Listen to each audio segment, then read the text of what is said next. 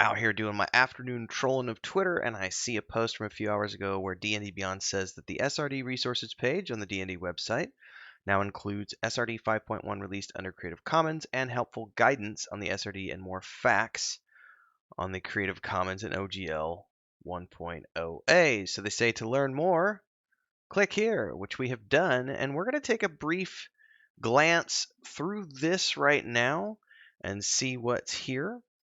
Just reporting the news here. I don't know that I'll have a lot to say about this because it's just the stuff we already knew that they've just put up on the website. But I do want to give a quick glimpse through it, see if there's anything new that they might have snuck in. So let's dive in. If you haven't already done so and you're a new member, don't forget, like, subscribe, hit that bell icon so you get more updates in the future as we continue to cover the OGL and the ORC and beyond in the realm of tabletop. So let's take a look at this. It says the Systems Reference Document, SRD, contains guidelines for publishing content under the Open Gaming License, OGL, or Creative Commons. The Dungeon Masters Guild also provides self-publishing opportunities for individuals and groups. Use of D&D content in streaming, fan art, cosplay, and other fan content is not related to the SRD, OGL, or Creative Commons, but is permitted as described in Wizards' fan content policy, which we've talked about in another video. They have two different versions of the 5.1 systems reference document here. It says the OGL, Creative Commons, and Dungeon Masters Guild offer different kinds of publishing opportunities. Below is an overview of the programs. This was last updated on January 30th, which was yesterday, I suppose, because this is being recorded at 5:30 p.m. on January 31st. It says see below for a list of updates and the FAQ with the facts. So it looks like the two versions they've got to be able to be downloaded here. One is the SRD with Creative Commons in it, and the other is the SRD, which still contains the OGL 1.0a. And you get to choose which one you want to use. It's up to you. Here they give a breakdown in their table here. Well, before we look at their table, SRD 5.1 Creative Commons update. The full contents of the SRD 5.1 are now released under both the terms of the OGL 1.8 and the Creative Commons Attribution 4.0 International CC by 4.0, which means the following. You may choose which license to publish your SRD 5.1 content under. By the way, we also have already talked about that. The Warhammer RPG company is already publishing, I believe it's the first product that they're going to be launching. It's a blend of their own rule set with the SRD content that's out there. They've got an upcoming Kickstarter coming. I should probably link the game up in here if I remember to do this. If I don't remember to put the link up here, search my YouTube channel because it's one of the more recent videos. Content you publish under OGL 1.0 must use its attribution terms as specified in the license. Content you publish under Creative Commons must use its attribution terms as specified in its SRD 5.1 preamble. We can go take a look at that actually. Oh no, I don't need to do that right now. Let's put that up in a new tab. SRD 5.1 FAQ. Why does the SRD only have one background and one feat? Why do the PC races not include all of the sub-races? The goal of the SRD is to allow users to create new content, not replicate the text of the whole game. We encourage players, DMs, and publishers to come up with their own backgrounds and feats. Why is the SRD missing some spells, magic items, and monsters? In general, the criteria for what went into the SRD is if it was 1 in the 3E SRD, 2 has an equivalent in 5th edition D&D, and 3 is vital to how a class, magic item, or monster works. For example, the 3E SRD had the delay poison spell, but in 5th edition that's handled by the protection from poison spell, so protection from poison is in the SRD. It says, why do the bookmarks not have spaces in them? It says, because it was built in Word converted to PDF. Will more content be added to the SRD? No. It says the full 5th edition game and its expansions are available for use via the DM's Guild. New material will be added. Oh, never mind. It might be. It says new material will be added to the SRD if it's necessary to keep this document and its contents compatible with the latest D&D rules. That sounds... Why would it need... That part confuses me because they're claiming that new material might be added to the SRD if it is necessary to keep this document and its contents compatible with the latest D&D rules. That doesn't sound like you released the... I mean, I suppose added to is not the same thing as... So it's out there in the Creative Commons, right? They can't take that back, but they can add to it. That's the important distinction we need to make. By the way, I want to check something here. Beholder. Did they strip the beholder the beholder out? No, it's here.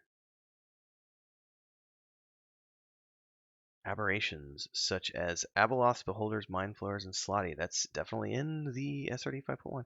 That was a curiosity thing on my part. Creative Commons FAQ if you want to read through this. Dun, dun, dun, dun. OGL 1.0 FAQ. 1.0A FAQ. Between you and Wizards of the Coast to access the core rules of D&D through an SRD. This licensing agreement was created by Wizards in 2000 and has been used by the creator community since then to develop their D&D compatible products. Do I need to sign an agreement? Nope. You just need to include the full text of the OGL 1.0 in your product, confirm it was published under this license. Then is there any benefit to publish my content under OGL 1.0 versus Creative Commons? We expect most creators will start using Creative Commons due to its benefits. Still, the OGL 1.0 has been the means by which creators have published their D&D compatible work since 2000. We want you to have the choice in which license to use, which seems like an empty gesture to some degree, considering that since everything's in the SRD now, you don't need the OGL 1.0A for anything. Now, you could literally just strip all that nonsense out and just use the Creative Commons version. You know, interesting. In any case, look at their little table here. It's a very easy reference tool. I want to design content using 5th edition for rules for D&D. Then you don't need to use the OGL and Creative Commons or the DM's Guild. I want to publish my original campaign world using 5th edition rules. Hang on a second. What does the X stand for? Oh, not applicable, I suppose. Or it means, I guess that is it. That means that you do use these.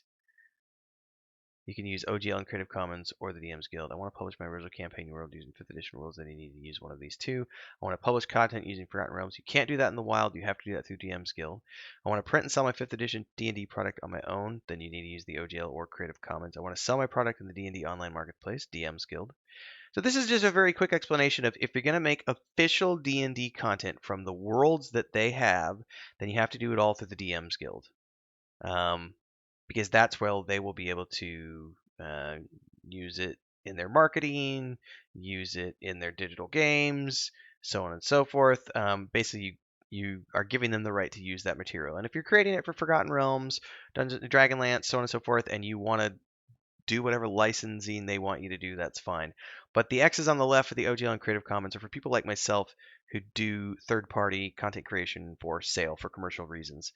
So knowing that we have the option, if we were to want to use either or is nice. It's a quick reference sheet here for those of you who want to take a look at it. They've got links to the licenses that you can use, and it's out there now. Now, of course, like I said, we're not doing anything with the 5th edition SRD right now.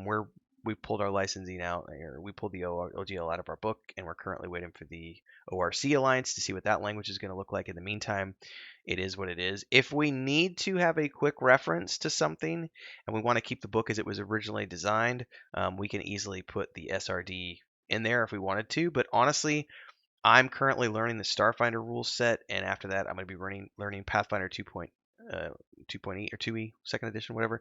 And then there's also Kobold Press's upcoming Black Flag initiatives. So I'm not in a rush to put another rule set back in our source book and campaign modules, since we have now made them system agnostic and rule agnostic, because now it's just lore that people can plug in anyway, and we're not in a rush to change that. So I'll be keeping my eye on things as they unfold here. But I just wanted to give this a quick looking at, reporting of, considering it had gone out on the Twitter account for Wizards of the Coast. Take a look. Let me know if you have any comments, thoughts, or beyond. Like, subscribe, hit the bell icon, support in all the ways you can down there. Links are all the way at the bottom in the description text. Until next time, stay safe and happy gaming.